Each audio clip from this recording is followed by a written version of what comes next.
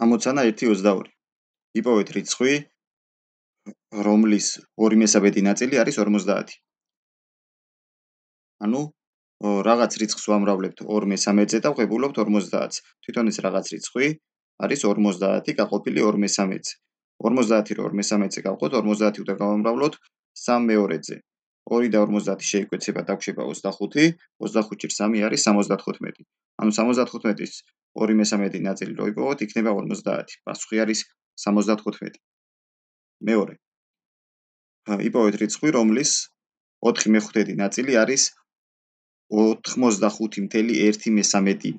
აქაც ანალოგიურად რაღაც რიცხვს ვამრავლებთ 4/15 ნაწილზე და ვღებულობთ 85.1/3-ს. ეს თვითონ ეს რაღაც რიცხვი x რიცხვი რო ვიპოვოთ, 85.1/3 უნდა გავყოთ 4/15-ზე.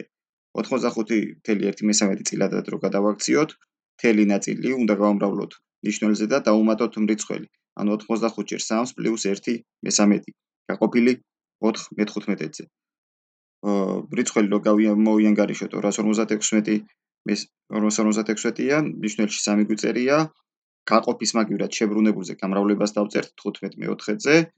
ჯვარედინად შევკვეცოთ 256 4-ზე რო შევკვეცოთ 64-ია, 15 3-ზე 5-ია, 64-ჯერ 5 320.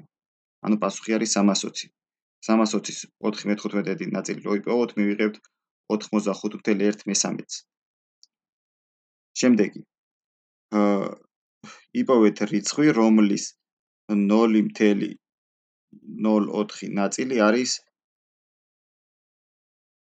88.4.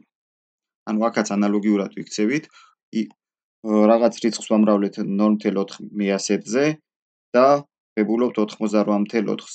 ამ რიცხვის გასაგებად 88.4/100 უნდა გავყოთ 4/100-ზე. 10 წილადი რო გავყოთ 10 წილადზე, გასაყოფში მძიმის შემდეგ რამდენი ციფრიც არის, იმდენი ციფრით უნდა გადავიტანოთ მძიმე გასაყოფშიც და გამყოფშიც. ანუ მივიღებთ 8840 გაყოფილი 4-ზე. 8840 4-ზე რო გავყოთ, არის 2210. ანუ 2210-ის 0.4/100 ნაწილი რო ვიპოვოთ, მივიღებთ 88.4/100-ს. გადავიდეთ მეოთხეზე. უნდა ვიპოვოთ რიცხვი, რომლის 0.2/100 ნაწილი არის 24.55. ანუ რიცხვს ვამრავლებთ 0.2/100-ზე, ვღებულობთ 24.55-ს.